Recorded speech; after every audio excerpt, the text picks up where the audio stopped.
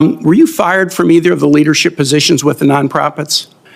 I was the leader. I was the CEO of Concerned Veterans for America and the executive director of Vets for Freedom. Were you fired from either? And I was never fired from a veterans organization. Do you have non-disclosure agreements with either of those organizations? Not that I'm aware of, Senator.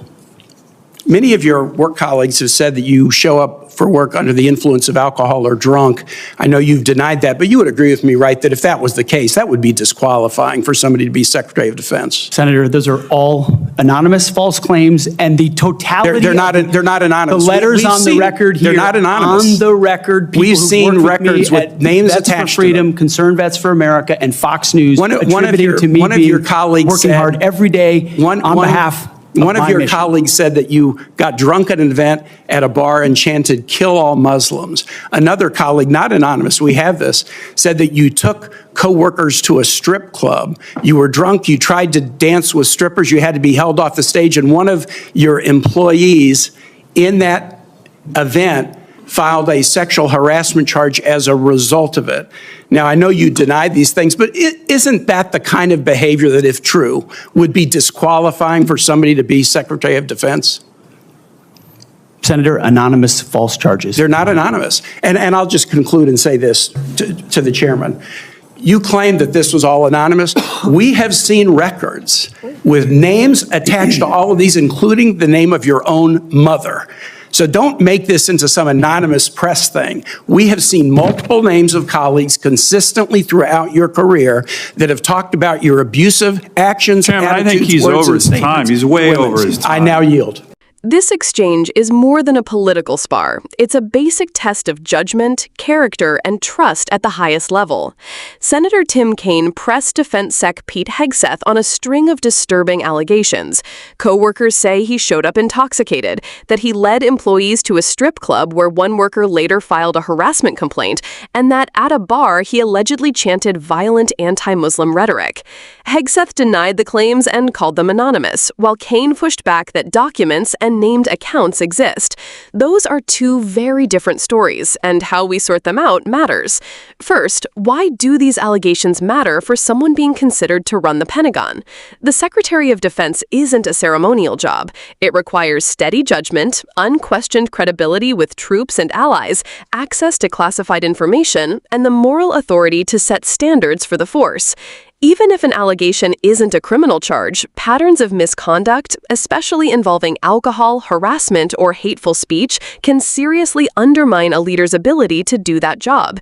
They can damage morale among service members, erode trust in civilian leadership, and create openings for adversaries to exploit through blackmail or manipulation. That's why senators aren't merely being moralistic when they press nominees on personal conduct. They're asking whether the person can be trusted with enormous responsibility. Second, not all allegations are equal. There's a big difference between an anonymous rumor and a corroborated report with names, dates, emails, or HR files. Kaine saying records exist changes the conversation. Congress can and should demand to see those records, test witness accounts, and weigh contemporaneous evidence. At the same time, denials from the nominee matter too. The Senate confirmation process isn't a criminal trial, but it is the place where credibility is evaluated. Senators look for corroboration, consistency, and whether the nominee has been transparent. If there are signed statements, personnel files, or internal complaints, those carry more weight than a single hearsay claim. Third, there are specific practical harms that follow from the kinds of behavior being alleged. Drinking on the job isn't only a personal problem. In a national security context, it can lead to poor decisions, security lapses, and diminished respect from foreign partners. Sexual harassment allegations implicate the nominee's respect for subordinates and willingness to enforce a safe, professional workplace, a key leadership quality in an institution that relies on discipline and cohesion. Hateful speech directed at a religious group would be particularly damaging because it suggests bias that could shape policy or treatment of service members and allies. Fourth, NDAs and personnel settlements complicate the picture. Non-disclosure agreements can protect victims and speed resolution, but they can also keep patterns hidden. That's why transparency in confirmation hearings is so important. Congress must be able to see whether there's a repeated pattern that was managed behind closed doors, or whether the claims are isolated and unsubstantiated. What should happen next is straightforward and procedural. Senators should request the underlying documents Kaine referenced, signed witness statements, HR records, any investigation outcomes, and, if necessary, use subpoenas. The committees can call additional witnesses if evidence suggests a pattern. If wrongdoing appears credible, referrals to inspectors general or other investigators should follow. If the evidence is thin or contradictory, that should be on the record too, and senators should explain why they will or won't move forward. For viewers trying to make sense of this, think about standards, not just accusations. The question isn't whether every allegation becomes a criminal case. It's whether a nominee demonstrates the character and judgment needed to be trusted with the nation's defense. That means transparency, willingness to answer tough questions, and either credible exculpatory evidence or a credible pattern of explanation.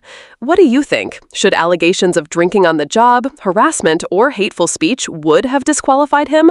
Or should the Senate wait for formal findings and investigations?